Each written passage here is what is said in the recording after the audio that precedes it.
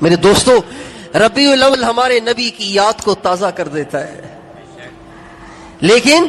ہم اپنے نبی کی یاد کو اپنی مرضی سے مناتے ہیں،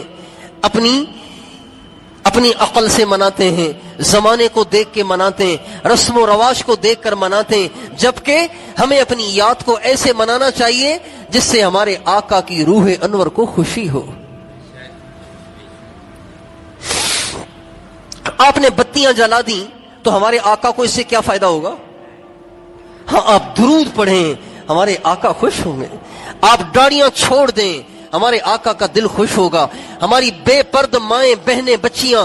برقعے اوڑھ لیں، ہمارے آقا کا دل خوش ہوگا۔ ہمارے تاجر جھوٹ بولنا چھوڑ دیں، ہمارے ملازم رشوت لینا چھوڑ دیں، ہمارے تاجر سود پہ کاروبار کرنا چھوڑ دیں، ہمارا بے نمازی نمازیں پڑھنا شروع کر دے، ہمارا بدماش بدماشیاں چھوڑ دے، ہماری ساری نوجوان نسل فیس بک سے باز آ جائے، یوٹیوب سے باز آ جائے، ٹک ٹاک سے توبہ طائب ہو جائے اور برائی بدکاری سے توبہ طائب ہو جائے۔ غیر محرموں سے باتیں کرنا، غیر محرموں سے گپیں لگانا، غیر محرموں سے رابطے کرنا، غیر محرموں کو میسیجز کرنا، ان کے میسیجز پڑھنا،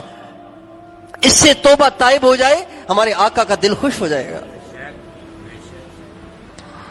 یہ ربیع الاول کو منانے کا طریقہ ہے۔ لیکن اگر آپ نے جلسے بھی کر لیے، جلوس بھی کر لیے، نعت کی محفلیں بھی سجا لیں، داڑھی نہ رکھی، اب بھی آپ نائی کے پاس جا کے داڑھی منڈا رہے ہیں، اب بھی آپ ننگے سر بازاروں میں پھر رہے ہیں، اب بھی ہماری مائیں بہنیں بچیاں کالجوں میں بے پرد ہو کر جا رہی ہیں، اب بھی ہماری مائیں بہنیں بچیاں بے پرد ہو کر بازاروں میں جا رہی ہیں کرنے کے نام پر، تو بھائیو یوں سمجھیں کہ گویا ربیع الاول ہماری زندگی میں آیا ہی نہیں۔